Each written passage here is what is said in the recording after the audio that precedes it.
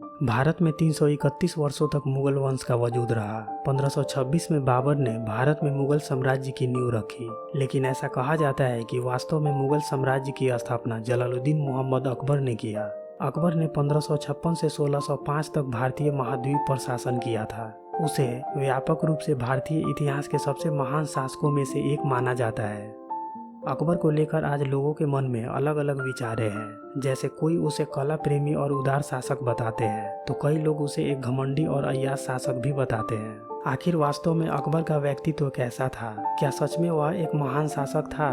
कुछ लोगों का यह भी मानना है कि अकबर हौसी था। इतिहासकारों के अनुसार अकबर का जन्म 15 अक्टूबर 1542 को हुआ था। उसके बचपन का नाम अब्बुल फतह जलालुद्दीन मोहम्मद था। सम्राट अकबर मुगल साम्राज्य की नींव रखने वाला बाबर का पोता और हुमायूं का बेटा था। 16 वर्ष की उम्र में ही अकबर मुगल साम्राज्य का अधिकारी बना। दिल्ली की गद्दी पर अधिकार वापसी के लिए सिकंदर शाह सूरी से चल रहे युद्ध के दौरान ही 14 फरवरी 1556 को अकबर का राज तिलक हुआ था। अकबर का राज तिलक उसके सेनापति बैरम खान ने किया। अकबर के राज तिलक के लिए एक खास मंच बनवाया गया था। कहा जाता है वह मंच आज भी है। अकबर ने अपने शासनकाल के दौरान लगभग 36 प्रमुख अभियान और लड़ाइयाँ लड़ी, जिसमें घरेलू और विदेशी दोनों युद्ध शामिल थे। अकबर द्वारा लड़े गए कुछ महत्वपूर्ण युद्धों में पानीपत की लड़ाई, हल्दीघाटी की लड़ाई और चित्तौड़ की घेराबंदी शामिल है। 1556 में पानीपत का दूसरा युद्ध अकबर और उत्तर भारत के हिंदू शासक सम्राट हेमचंद्र विक्रमादित्य के बीच लड़ा गया, जिसमें अकबर जीत गया।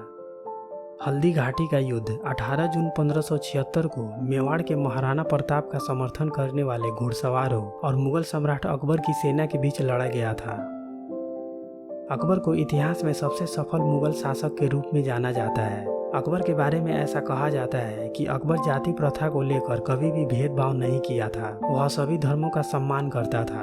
वह एक ऐसा राजा था जिसने दोनों धर्म हिंदू और मुस्लिम को स्वीकार किया। अकबर के शासन काल में ही हिंदू और मुस्लिम का संगम हुआ था। इतिहासकारों के अनुसार अकबर की लगभग 300 बेगम थी, जिनमें से सभी को शाही अधिकार नहीं मिले थे। सिर्फ 35 ही ऐसी थी जिनको शाही अधिकार मिले हुए थे।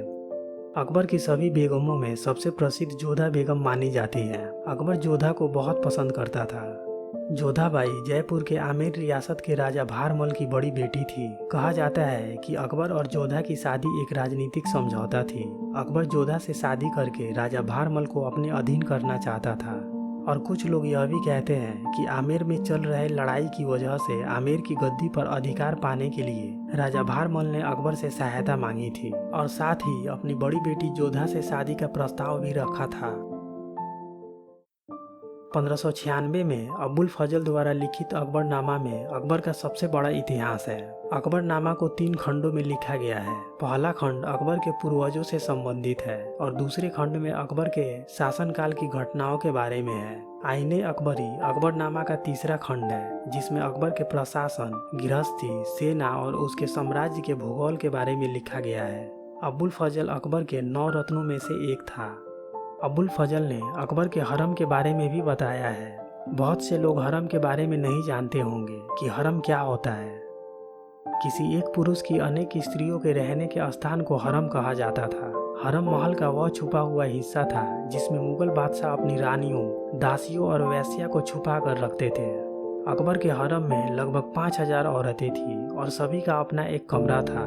बादशाह अकबर हमेशा चाहता था कि उसके हरम में रहने वाली औरतें खुद को सुरक्षित महसूस करें, लेकिन उन सभी औरतों को यह कभी महसूस नहीं हुआ था।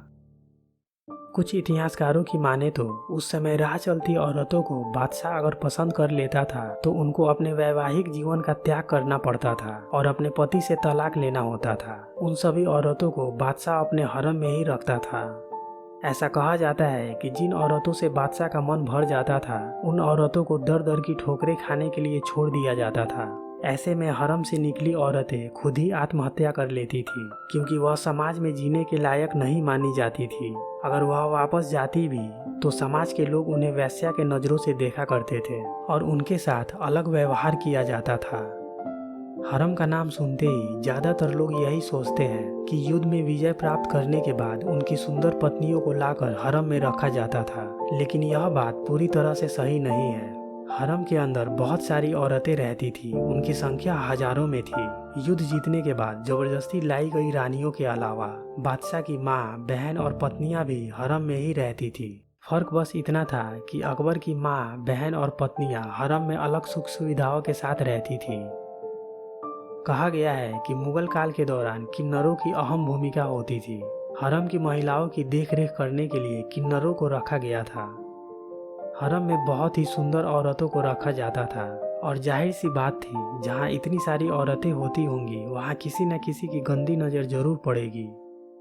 हरम में लाए गए औरतों के पतियों को मारकर उन्हें दासी बनाकर लाया जाता था, तो कुछ औरतों को जबरदस्ती उठाकर लाया जाता था। ऐसे में बादशाह को हमेशा डर लगा रहता था कि यह सभी औरतें उसके खिलाफ बगावत ना करें।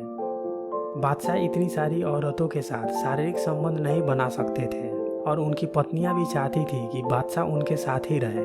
बाकी जितनी हरम की औरतें थी उन्हें भी सहवास की इच्छा जरूर होती। ऐसे में बादशाह को डर था कि सहवास के चलते दासियां और रानियां कहीं अपने प्रेमियों को यहाँ ना बुला ले या किसी सैनिक के साथ शारीरिक संबंध ना बना ले। उसके लिए बादशाह ने एक अलग सेना बनाई जो किन्नरों की सेना थी। किन्नर औरतों के साथ शारीरिक संबंध नहीं बना सकते थे, इसीलिए बादशाह ने किन्नरों को हरम की देखरेख के लिए रखा था। अकबर की चित्तौड़ विजय के बारे में अबुल फजल ने लिखा है कि अकबर के आदेश अनुसार 8000 राजपूत योद्धाओं को बंदी बना लिया गया था और बाद में अकबर ने उन योद्धाओं को मरवा दिया। उनके साथ ही 40,000 किसानों का हत्या करवा दिया गया, जिनमें 3000 बच्चे और बूढ़े थे। बैरम खान, जो अकबर के पिता जैसा था और उसका संरक्षण था, अकबर ने उसकी हत्या करवाकर उसकी पत्नी और माता से शादी कर लिया और उन्हें अपने हरम में रख दिया। अकबर ने जजिया कर खत्म कर दिया। जजिया एक प्रकार का संपत्ति कर था। इसे मुस्लिम राज्य में रहने वाले गैर मुस्लिम जनता से वसूल किया जाता था। मुगल काल के दौरान मुस्लिम को छोड़कर अगर अन्य कोई भी धर्म के लोग रहते तो उन्हें टैक्स देना पड़ता था। अलग धर्म के लोग जजिया कर देने के बाद ही अपने धर्म का पालन कर सकते थे और रह सकते थे। इस प्रथा को अकबर ने ही समाप्त किया था, जिस कारण लोग उसे महान कहते थे। वीडियो अच्छी लगी हो तो वीडियो को लाइक करें और ऐसे ही इंटरेस्टिंग वीडियो देखने के लिए चैनल को सब्सक्राइब जरूर कर लें।